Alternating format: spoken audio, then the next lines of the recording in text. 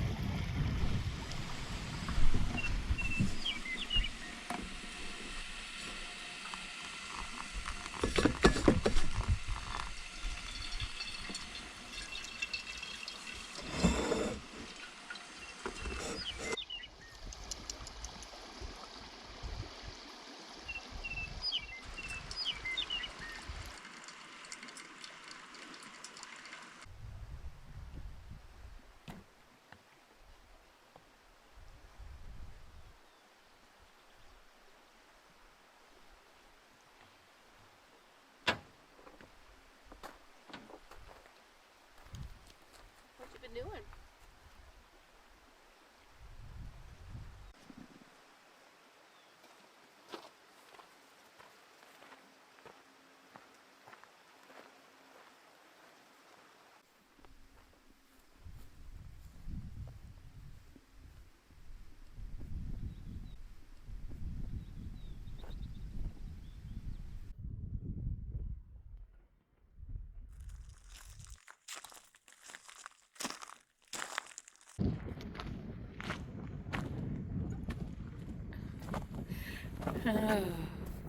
How awful is it that that has to be written down? I mean, you know. You having fun? You having fun? Did you catch your breakfast?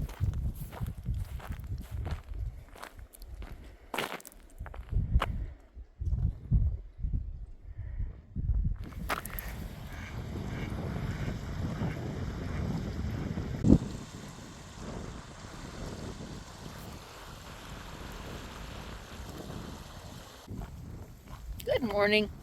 Nice spot, huh? We've been a little chilly. Yeah, I think I talked to you yesterday morning. So this is morning 2. The wind is a little bit better today, but there's still 17-mile-an-hour gusts coming from behind me, which makes walking miserable and very cold with the wind chill factor. So I'm just kind of lollygagging, letting Sadie run around, having my first cup of coffee, soaking in this amazing, beautiful place. Where are we? I told you, you know where we are. Sometimes I don't remember what I recorded, but anyway, I'll shut up.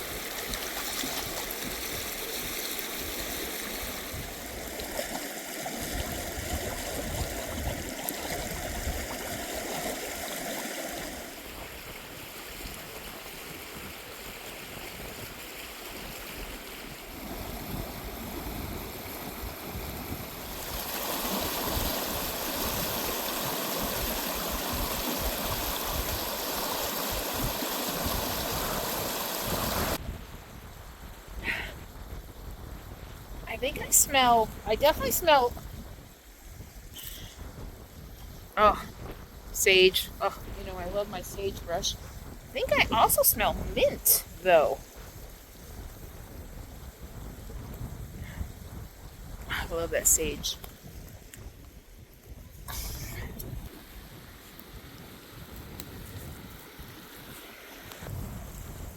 Nope, that doesn't smell like anything. Maybe I just really smell the sage.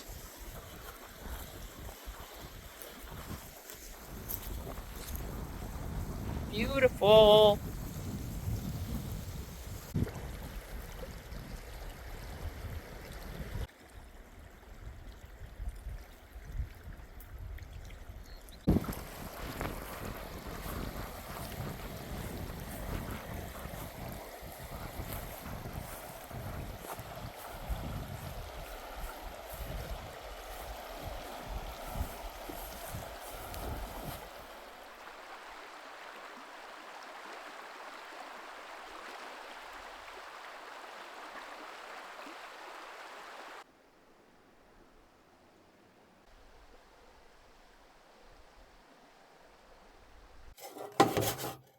Alright, so for dinner tonight, I'm going to try to make my own vegan Reuben. Remember, I've been on a search for a really good Reuben. The one in Vegas at No Butcher was a little bit of a disappointment. So I'm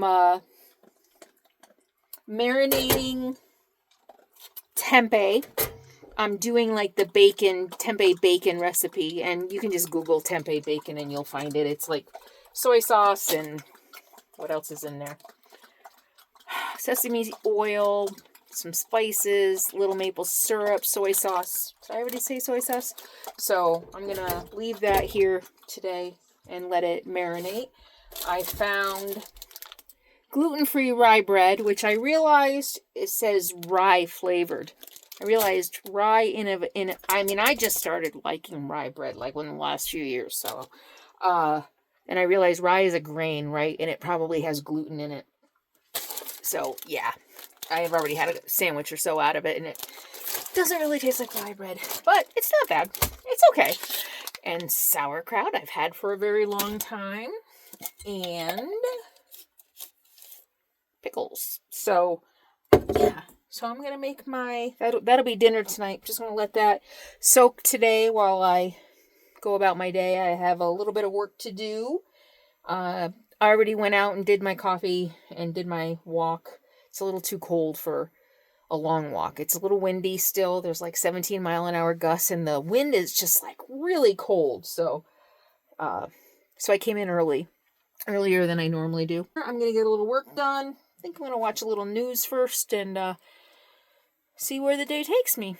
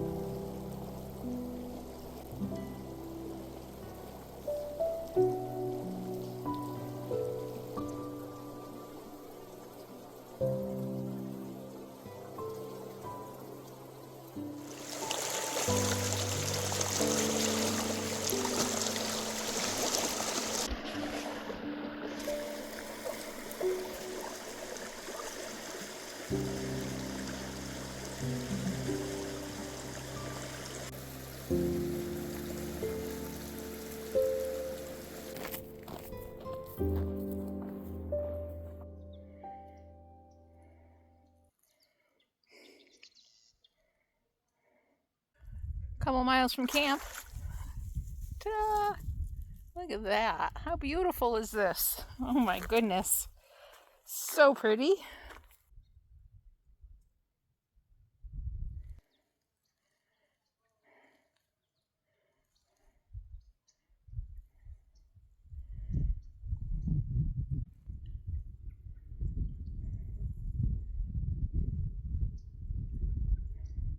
I don't know if you're going to be able to see it. There, it's pronghorn, I think. About a quarter mile down the road, I saw one run way out across the road. I was wondering if it was alone. They're not usually alone. Watching us. There it goes. Oh, it looks... Is that young? Sadie. Hey! It's gone. Good girl. Good girl. Oh, can you see it? I don't even know if Sadie sees it. She might have been looking at a small critter, a rodent. Huh, you care more about rodents than you do big game.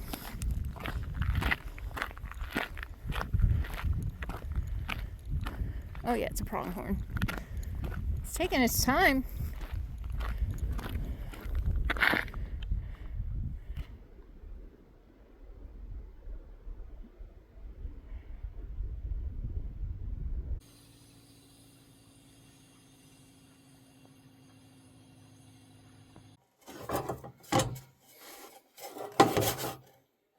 You know what? I'm going to go ahead and fry up my tempeh, and I'm going to cook outside. I never get to cook outside, and it's a beautiful day out.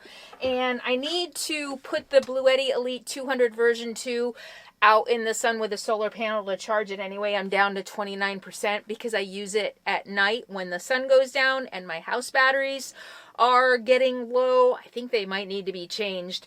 I plug in my Starlink and my laptop to the BLUETTI Elite 200 version 2 every night.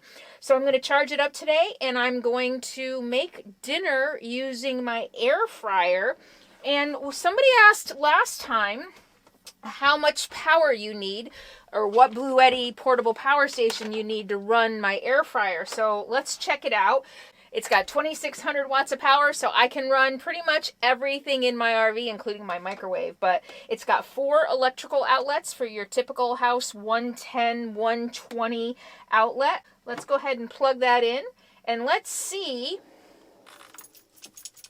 how many watts my air fryer is. The AC is on, so you have an on and off switch for both AC and for DC. AC is your typical plugs. DC is a cigarette lighter. It is your USB ports. It is 996, about 1,000 watts of power to run my air fryer. And we're going to go ahead and do all that outside.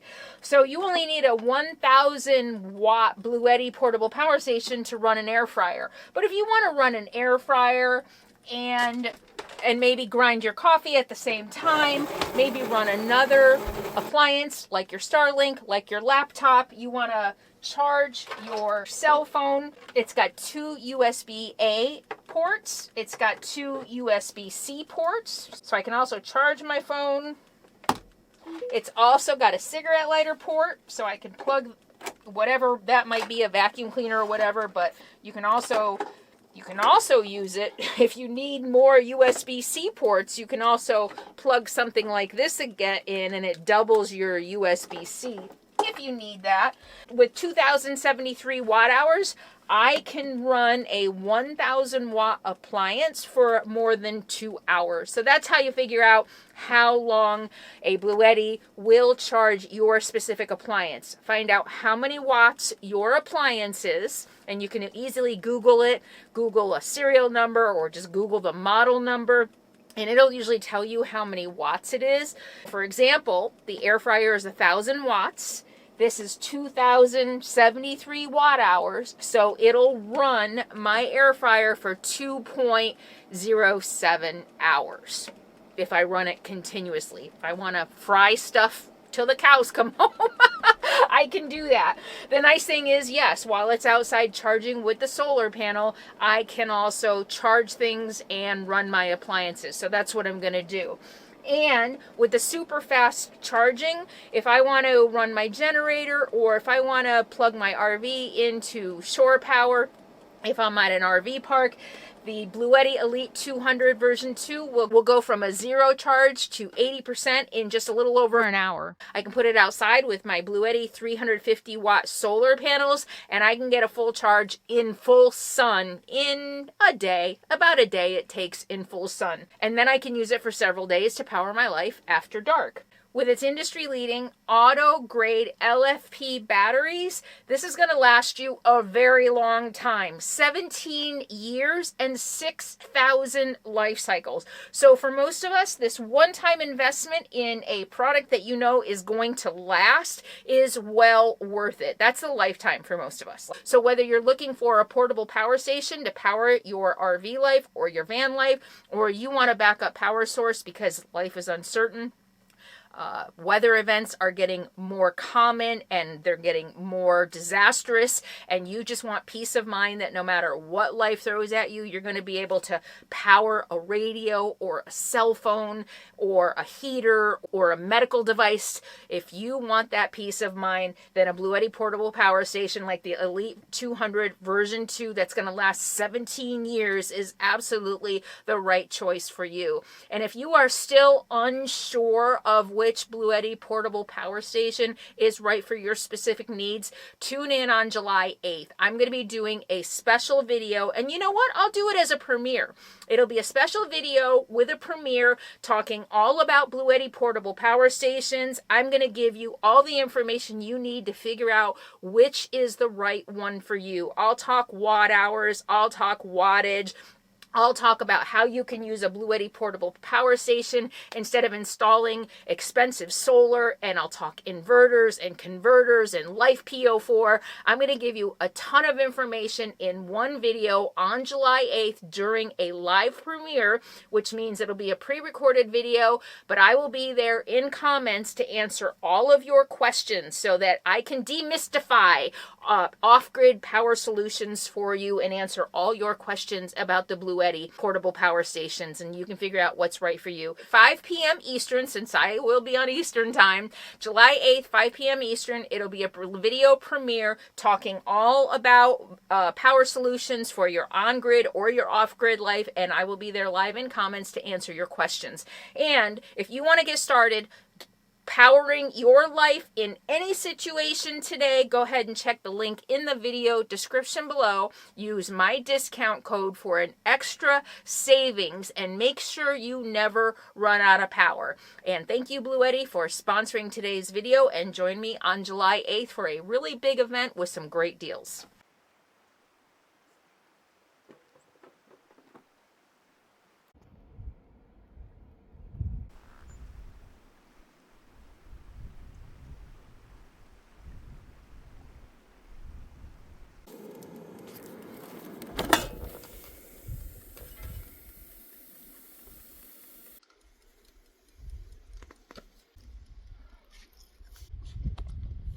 Wow. That burnt one almost tastes like bacon. Wow. I wonder if I can cook them. Yeah, even though they look burnt, they're not quite crispy enough. Yeah, I'm going to throw them in for another minute.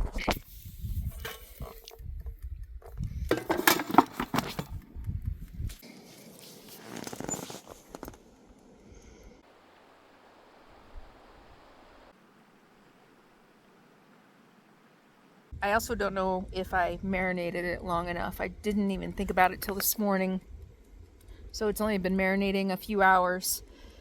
And I didn't use the oil that it called for. I used water instead. So it might have watered down the marinade a little bit too much to give it as much flavor as it should have. And of course I didn't measure anything. I just threw all the ingredients in.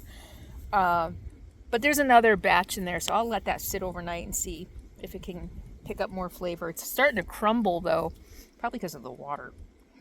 So I'm gonna have a tempeh bacon crumble. which is fine. Actually, you know what? That'd be good on like a salad or anything. So I'll do that. It called for olive oil or oil and sesame oil. And I didn't want to do all that. So I used a little bit of sesame oil, whatever I had left. It wasn't a lot. Not even a teaspoon. Anyway, this is how I cook out. There's not really a lot of vegan stuff. You know, it's not worth it to carry a grill. Although I do have a stove I bought last year that I've been carrying with me that I haven't used at all. When I was staying on that family property, I thought it would be fun to cook my coffee outside and stuff. So I bought the stove, and I was going to leave it at my mom's, but I decided to bring it with me. I thought, you know, it'll be nice. I'll make my coffee outside. Haven't broken it out once. Then I got to bring the table out, and it's a lot. So this is how I cook out. Look at that view. Look at this. It's been a nice day. I've been taking a me day a little bit. I worked a tiny little bit, but it was too cold to go on my big walk this morning, so I just walked in windy. So I walked around with Sadie with my first cup of coffee, like a nice relaxing walk, and then went inside and had my second cup of coffee and watched some news and did a little bit of work, and then went out for my 4-mile walk.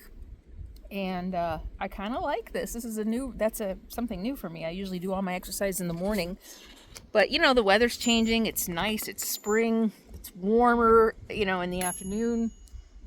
So pretty soon though, it'll be too hot to exercise in the middle of the day. Sadie, man, that dog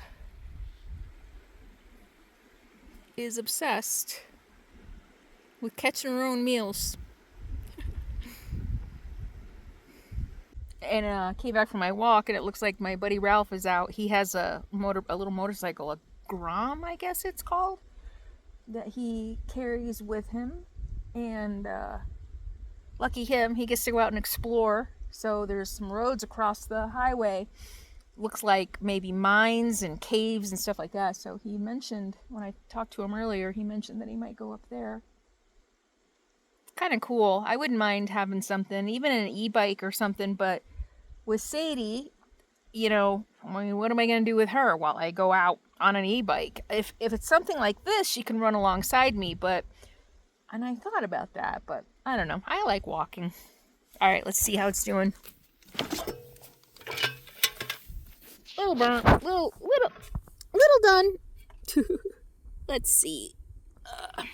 It's hot too. Course.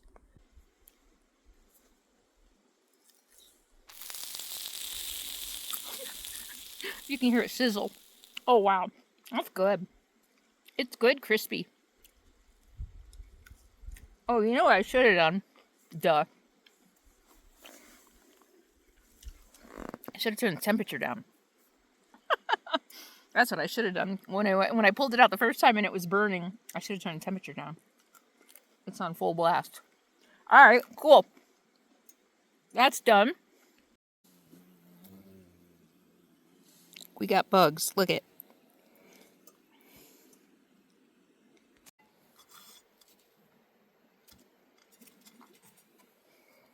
Let's try this.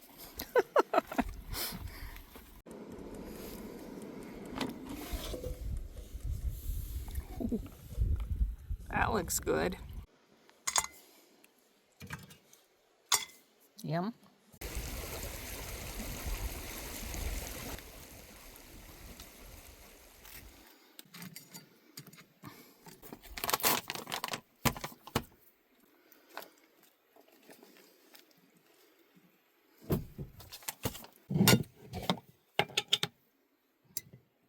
I bought no sugar added sweet pickles without reading the label. It's got sucralose in it, and then you can taste it. It's kind of gross.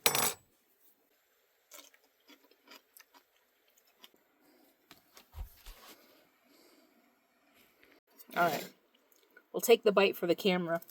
Although the bread, this is going to be interesting. It's going to be It's going to be messy.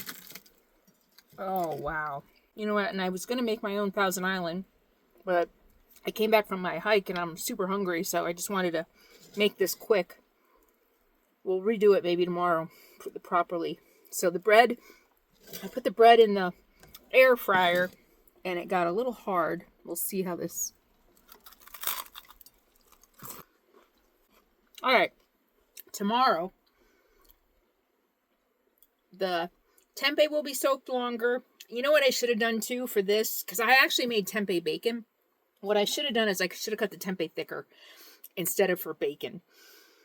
Should have cut the tempeh thicker, marinated it longer, and maybe not toasted the bread. But the cheese, though, I have Daya Gouda, and it's smoked Gouda, and that is really good.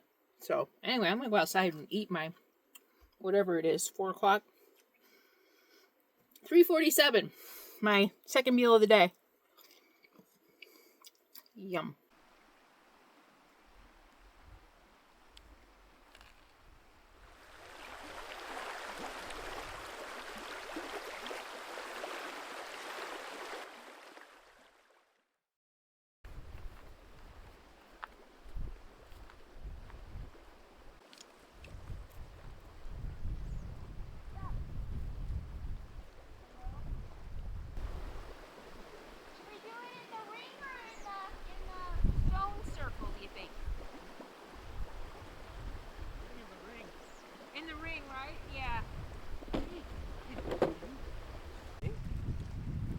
She's been wearing herself out, man. She's just been running and running. Good. This stuff. Your face. Oh, yeah, that's gone. My face is gone.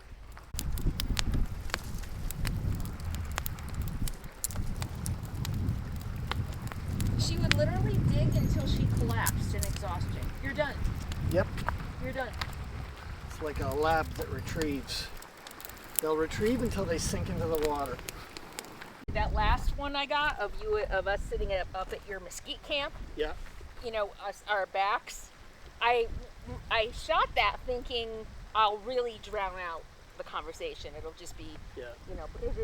But then I was like, you know, this is kind of interesting. People might be interested in what we talk about. Yeah. You know, I think we were talking about trails that we hiked or something. Yeah. No, people are interested. I mean, that's why that format where it's just two people talking. If you get two engaging people, Sadie. Hey, see? I'm not going to keep feeding you chicken just to make you hang out with me. Okay. Sometimes you just have to hang out. Ground squirrel's better than chicken? Can you lay down? Thank you so much. Okay. Speak. Good girl. 2. Good girl. Square root of 2. Good girl. It's not the square root of 2. I know. No, wait. Square root of 4. Square root of 4. Good girl. Square root of 9. Good girl. I was trying to give her a clue. Keep going. I know. 3. Good girl. Okay, that's all my chicken. You're brilliant. You're brilliant. Hey, you can compete with the math solving horse. Man, when's the last time you had a fire? It's been a while. Yeah, me too. Yes. She would literally...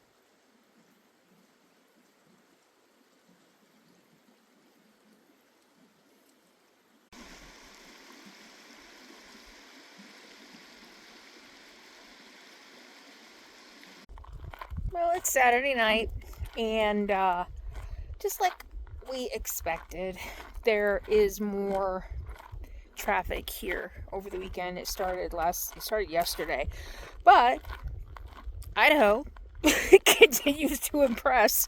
Everybody's really spread out. I don't know if you can see. This person is all the way down there on that side, and then it's a beautiful night, beautiful evening. And then the next person on the other side is over there.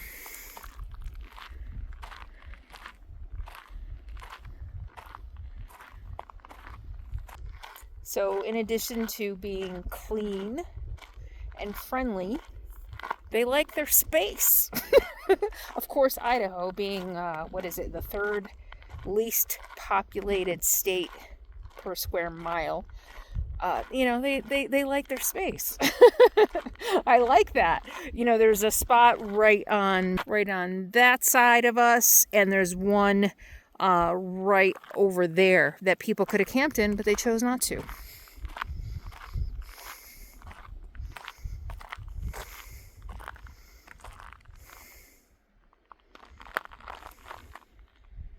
So that's nice. That is very nice. And it's really different being camped with somebody else than it is being camped alone. I mean, you know, we're two solo travelers who travel alone most of the time, and probably me more so than him.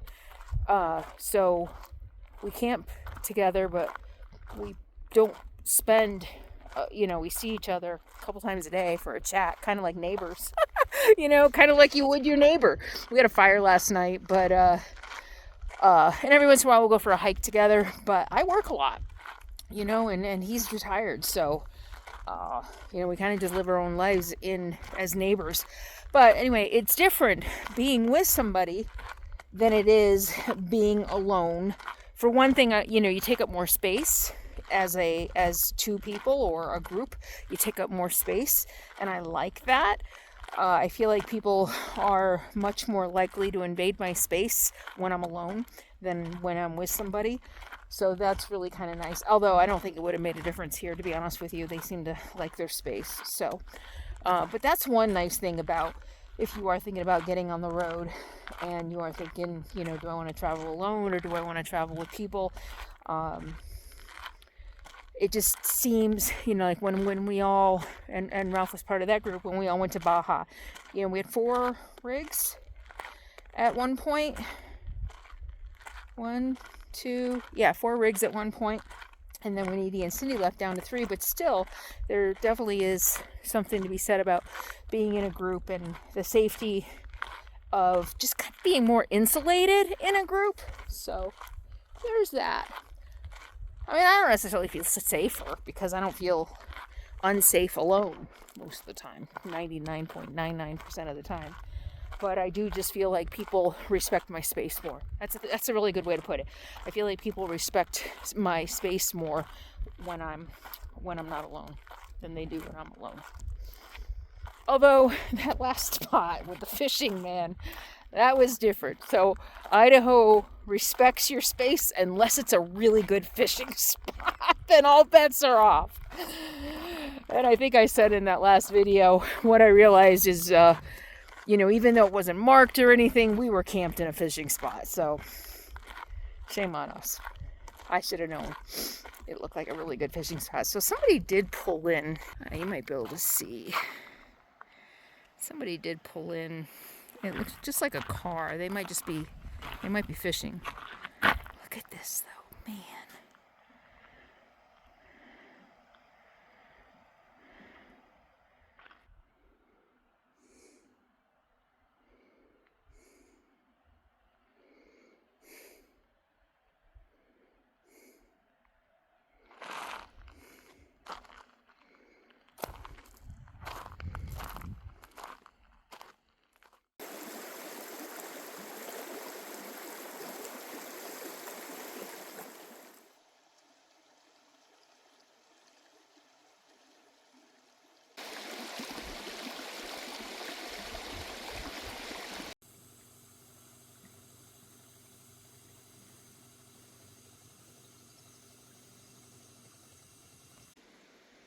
Going this way. Come on.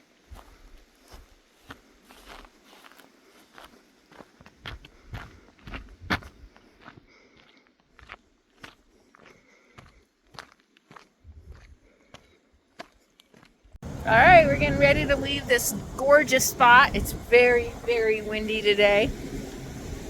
Gusts up to 40. We're gonna have a headwind at least for an hour.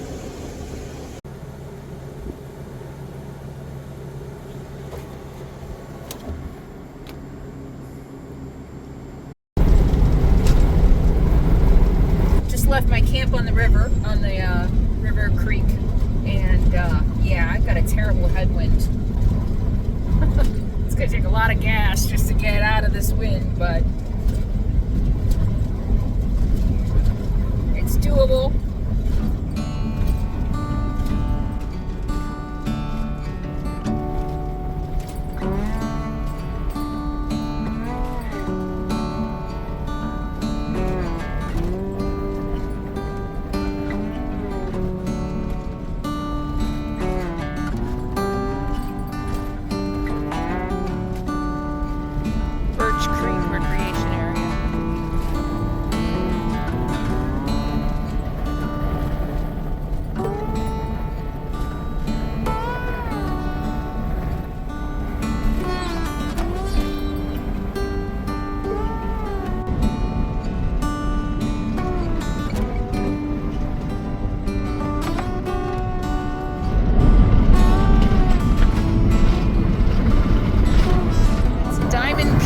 Elevation 12,197. I just saw a sign.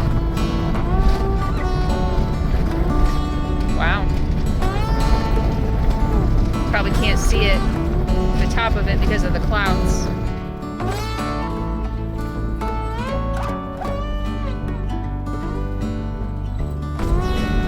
Lone Pine. There's a lone pine in California. I think that's where I started my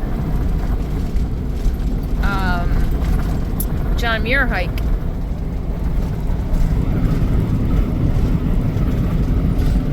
Sacagawea Historic Byway.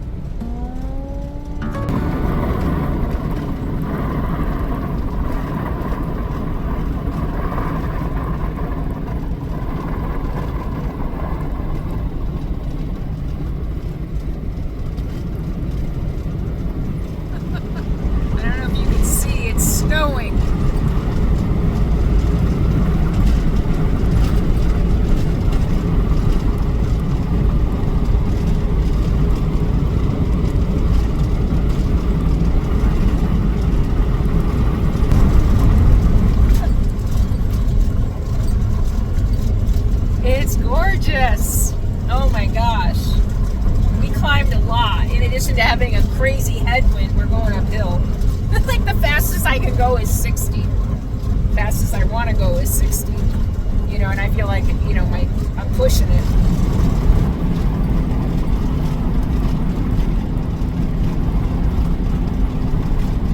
How beautiful.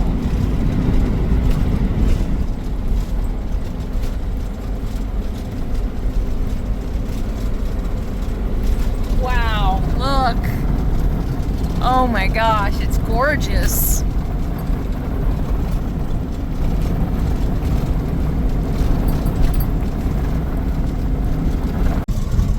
Oh my god, it's gorgeous. The snow in the high desert is so pretty. I think I might pull over.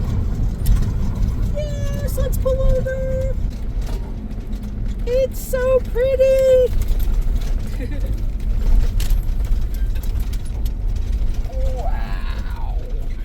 It's so pretty. Wow.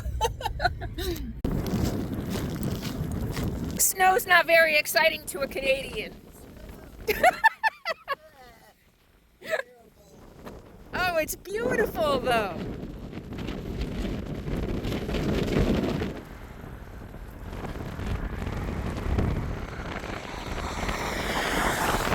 And burr, it's chilly out, but wow, it's just so pretty. This is fun. All right.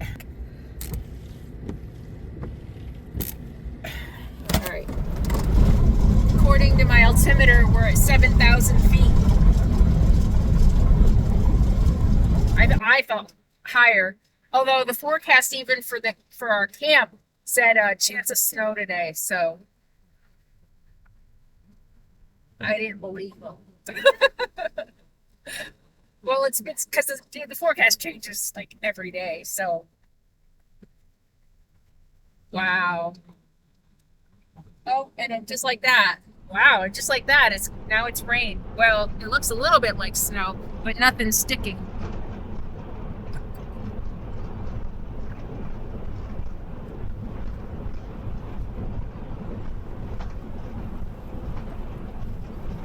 Are you okay?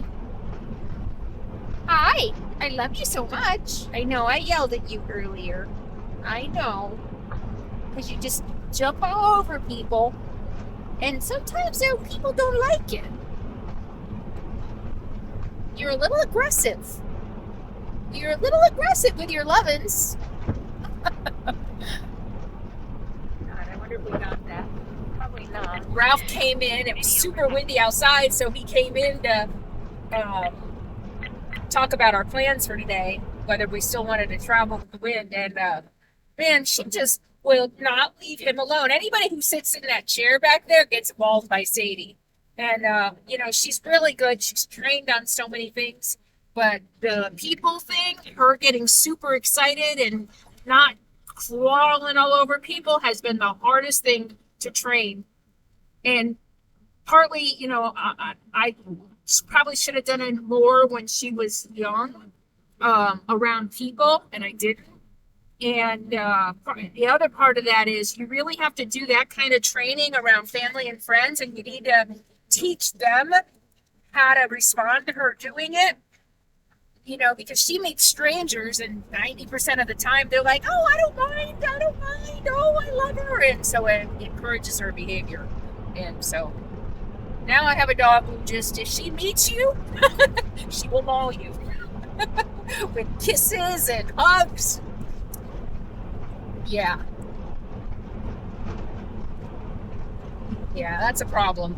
People who don't like it, I put her on a leash or whatever, but Ralph helps me train her, even though it's no good. Ralph has a really good friend who trains dogs, so he understands how to train dogs. He understands he understands being around that, but still, it's too little, too late for my dog. Isn't it? Too little, too late for you. You're just a lover. You're just a lover, huh? God, I wonder if we got that. Yes, you are. Video protected.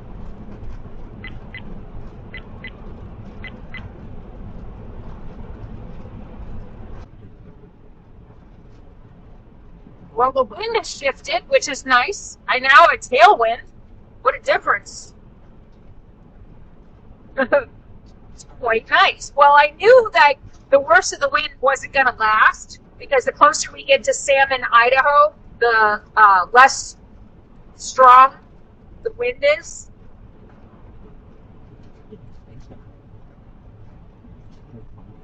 We were in a long valley, like literally just between two mountain ranges, and it was like a tunnel of wind. So maybe we climbed.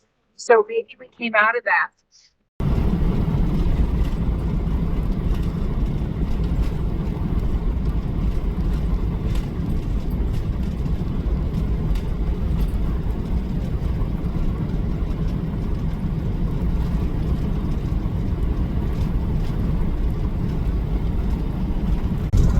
I guess you never outgrow that kid who grew up with snow days. The excitement over snow. I grew up in upstate New York, and a little bit of snow in the morning, and we're tuning into the radio to see if your school is closed. And living in southern New York, it was always a disappointment. Buffalo always had snow days. We rarely did, really. But still, you always hoped, please call our school, please call our school. Anybody relate to that? How many of you had snow days? Let me know in the comments below. If you remember sitting there in front of the radio, listening for your school to be called. Let me know. And what part of the country you were in that you had snow days. Fun, huh?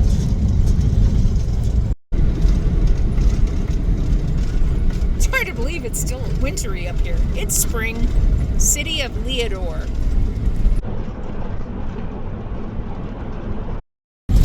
So I haven't felt that shuddering, jolting thing in a while. Is it possible that my axle was seizing up since that seal was breaking? I mean, that seems a little unlikely since the smoking was due to all the grease leaking out onto the wheel, the rotors, I guess. No, I don't know. The grease was leaking out, causing the smoking. Oh, yeah, because it was going into my brakes. So, so there was still grease in the axle seal. So it wouldn't really make any sense that it's been jerking for a couple of years since it still had grease in it. I don't know. You guys all know. I got a lot of expert mechanics in the audience, so maybe you guys know. I got some real mechanics in the audience, and some keyboard mechanics. But we'll see. But it's been really windy, really jerky today, and I haven't felt it. You know, I did also do a fuel cleaner. I did do a fuel cleaner. That's right. A couple of you mentioned dirty fuel, which I hadn't thought about dirty fuel. I mean, I do a lot to keep my fuel lines and my fuel injectors clean. Like I said in the video that I talked about it, you know, I change my fuel filter almost as often as I change my oil filter. Probably every other time I do oil, I do fuel as well. I don't do the cheapest gas ever. I do like Love's and Pilot. I have a subscription now for one of them, so I get a discount. But I never do like Circle K or anything like that. I'll do like Chevron or something like that, or Shell. I still try to avoid Exxon after the Valdez oil spill. But I mean, so I do the cheapest gas. I don't do premium or anything. Maybe I should. I don't know. But yeah, so I treated the fuel with seafoam too. Interesting. All right, we'll keep an eye on it.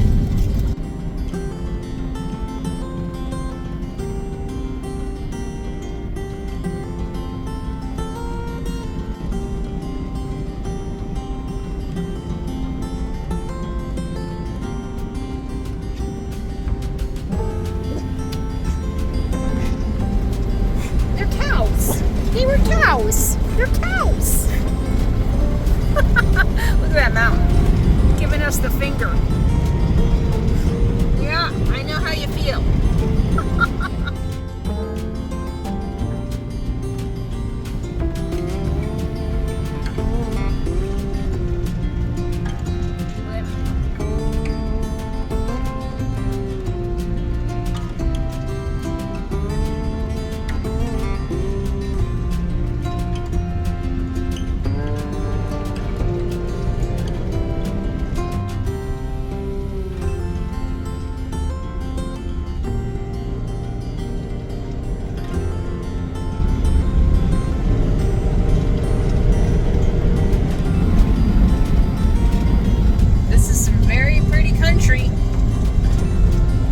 Gorgeous.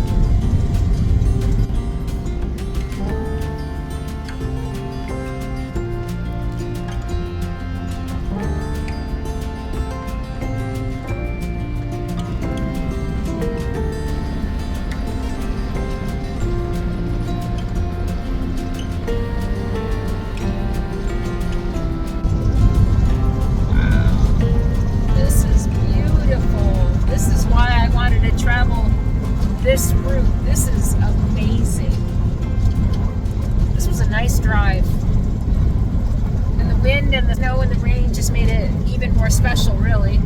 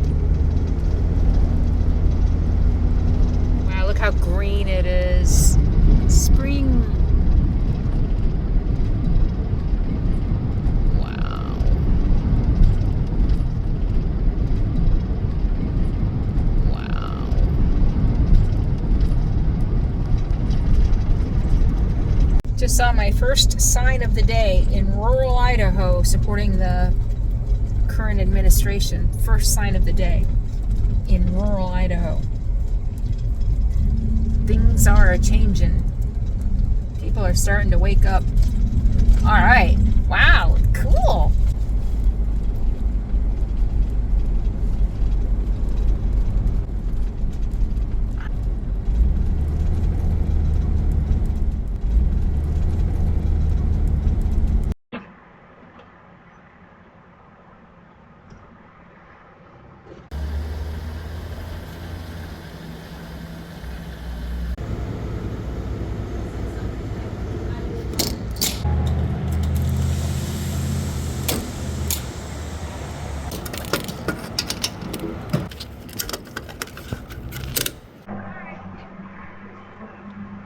I'm gonna go to the co-op. Okay, I'll meet you over there. Okay.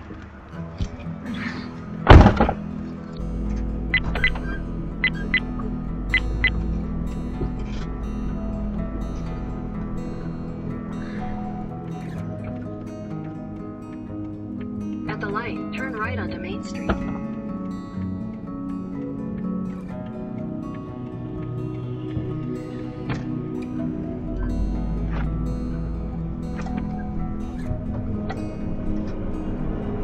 In half a mile, turn left onto South Terrace Street.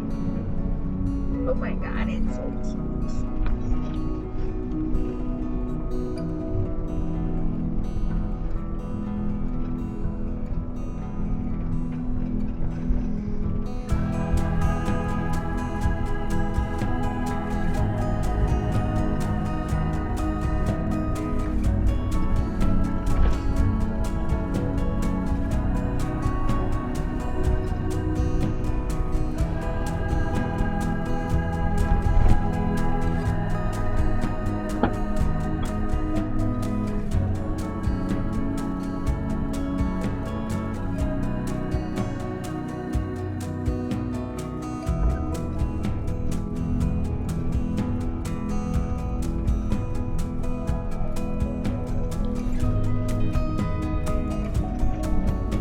This is adorable.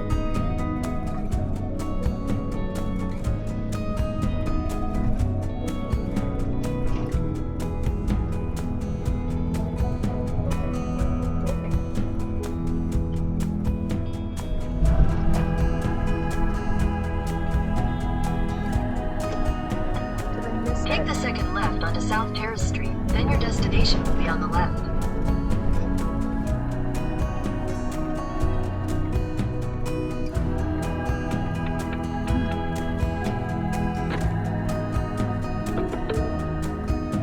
Your destination is on the left. All right. I like hitting the co-ops, so there's a little co-op here, so I'm gonna stop.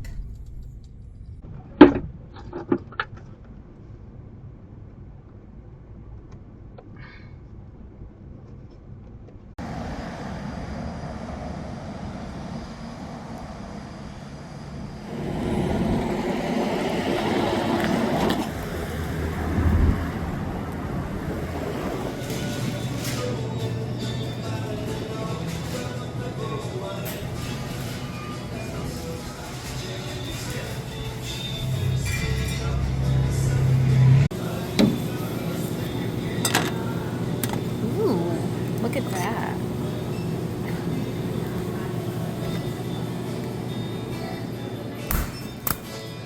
So I don't drink anymore, so I can't do microbrew beer, but I mean, I'll take a sip every once in a while, but I can do microbrew kombucha, so it's always kind of fun to see the different kombuchas. There's a CBD seltzer. Ew. I just love these stores, and the co-ops are always fun because every co-op, you know, has different stuff. Sometimes I find things I've never seen anywhere else. This is a really well-stocked one. This is really good.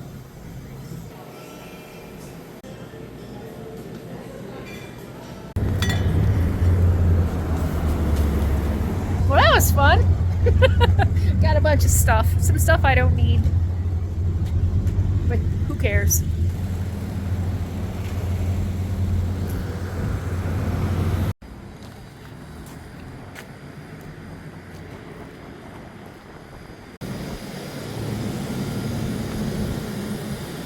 The history of Salmon Idaho is deeply intertwined with the Salmon River, known as the River of No Return.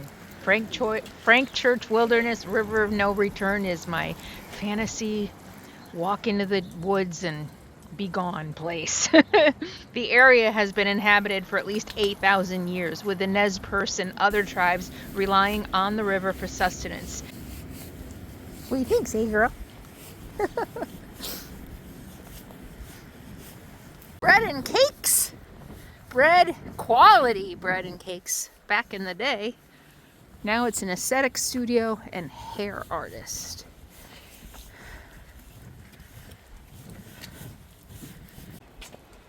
Newspaper. No mas. Well, welcome to Salmon, Idaho in the spring. It's freaking freezing. Oh, wow. Ooh, look at this. Wow, that almost reminds me a little bit of the tattoo on my back. My first tattoo. I'm going to have to show you guys. Where'd Sadie go? There she is. So this mural was designed by Allison Curette for her senior project.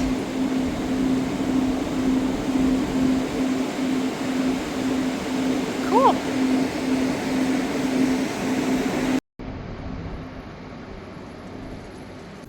Cherry blossoms are in bloom.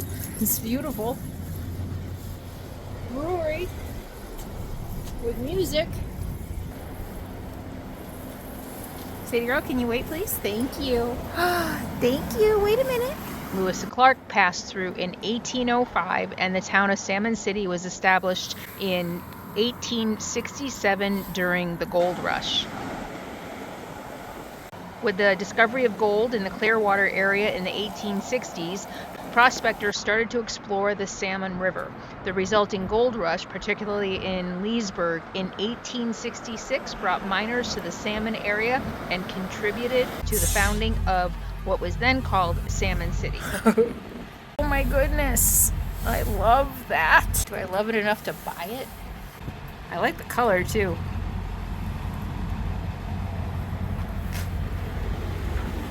Salmon City was platted in 1867 but didn't gain legal status until about 1900. What the heck?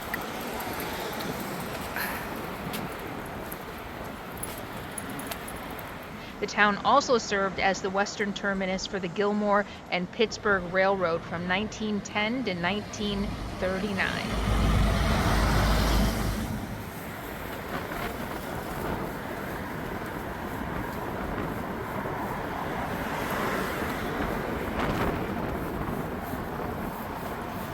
Come on, say girl, you want to go to History Park?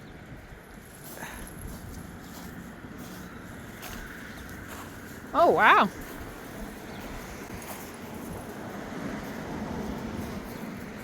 We've been riding along the Lewis and Clark and the Sacagawea Trail for quite a while, so there's a lot of Lewis and Clark expedition history in the area. There's a museum across the street, and yeah, I know, every time I come someplace, people are like, you missed.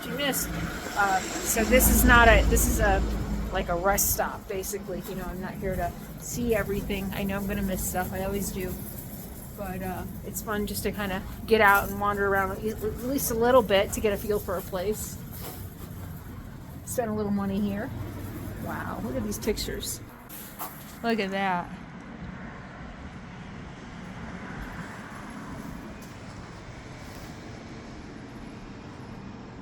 We've also been on the Nez Perce Trail.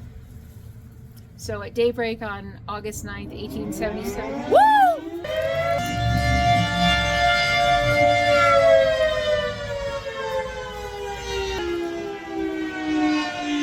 What is that? What is that? That's just testing the emergency signal. I love those. I don't know why they make me so happy. The noon whistle. We used to have them, I think when I was a kid in Vermont or something. The noon whistle. Maybe Texas. That's what happens when you move around a lot as a kid. You never remember where this stuff was.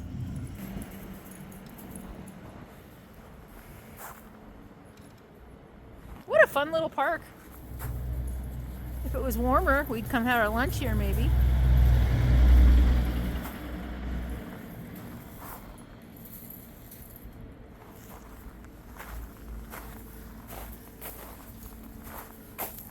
Wow, look at this. Wow, what did that cut? I wonder what that cut. Look at the hand crank. Wow.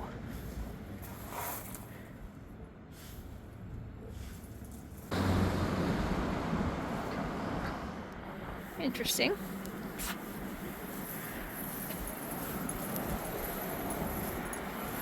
Come on.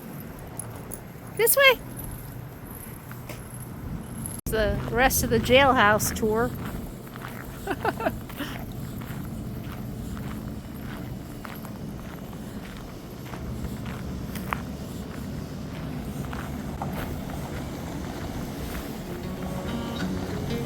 I should be able to get away with it.